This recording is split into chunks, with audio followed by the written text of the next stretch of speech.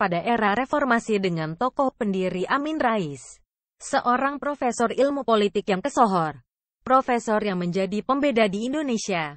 Bila kebanyakan guru besar kehebatannya ada pada otaknya, tidak demikian bagi Amin Rais. Sebagaimana kita tahu, kehebatan Amin Rais itu lebih terletak di dengkulnya. Jangan salah paham bahwa otak Amin Rais pindah ke dengkul loh ya. Kehebatan dengkul Amin Rais bukan karena ada perpindahan otak dari kepala ke dengkul. Bukan itu. Adalah Gus Dur yang pernah memuji dengkul Amin Rais ini setinggi langit. Sebagaimana kita tahu bahwa Gus Dur bisa menjadi presiden sebenarnya tanpa modal. Berikut keheranan Gus Dur ketika orang perlu modal besar untuk jadi presiden.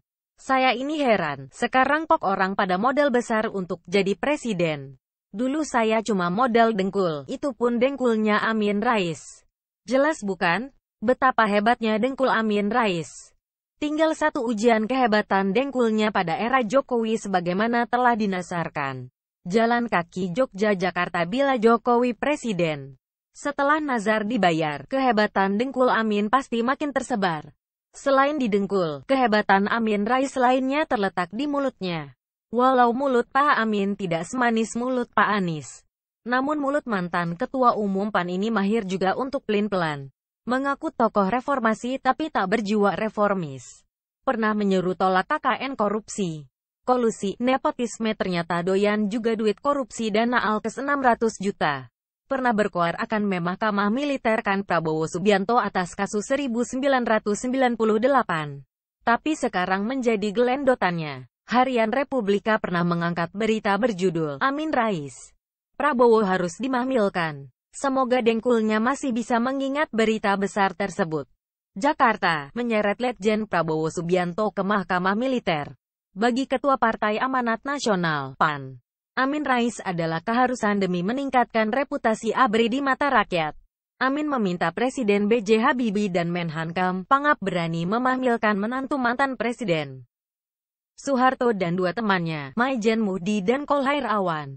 Dengan mahmil yang terbuka untuk publik, baru bisa diketahui siapa sebenarnya yang menyuruh dia, Prabowo, melakukan penculikan. Juga jenderal mana saja yang terlibat. Dan kalau perlu dicari adakah kaitannya dengan Pak Harto.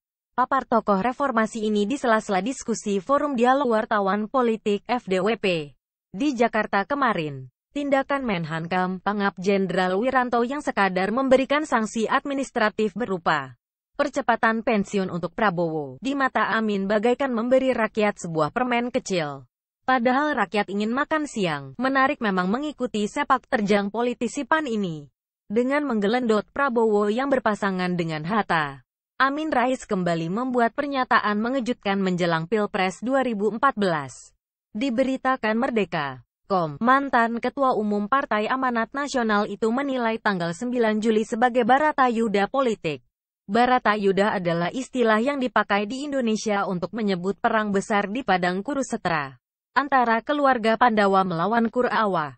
Tak ayal, pernyataan Amin yang menganalogikan Pilpres dengan perang ini kemudian menjadi kontroversi. Inilah yang memicu rasa gregetan publik hingga menggelar ruatan untuk Amin Rais. Bahkan, Amin Rais hingga dijuluki sebagai Sangkuni, tokoh licik dan picik yang menurut wayang Jawa mati di tangan Bima dengan cara nista. Melihat kiprah Amin Rais akhir-akhir ini, rupanya ruatan ulang perlu digelar. Tentu sebuah ruatan modern yang rasional. Dalangnya KPK, caranya dengan mendudukkan politisi renta ini di meja persidangan kasus korupsi. Insya Allah, dengan ruatan yang sejati, siapa sebenarnya tokoh yang dijuluki Sangkuni ini pun terbongkar. Ternyata jiwa pelin-pelan Amin Rais ini menjadi inspirator penting bagi kiprah PAN terkait hak angket KPK. Sebagaimana diberitakan Kompas.com, Partai Amanat Nasional, PAN, menjadi salah satu partai yang tegas menolak hak angket KPK sejak awal. Itu ditandai dengan pernyataan Ketua Umum PAN Zulkifli Hasan yang enggan mengirim perwakilan dalam panitia khusus Pansus Angket KPK. Namun sikap partai yang didirikan mantan Ketua MPR Amin Rais ini berubah mendekati pembentukan struktur Pansus. PAN pada akhirnya mengirim dua nama. Tak tanggung-tanggung, salah satu nama yang dikirim yakni Hanafi Rais, putra Amin Rais. Sekarang menjadi jelas pula kualitas permainan politiknya PAN. Inikah tagar arti Ramadan bagi PAN?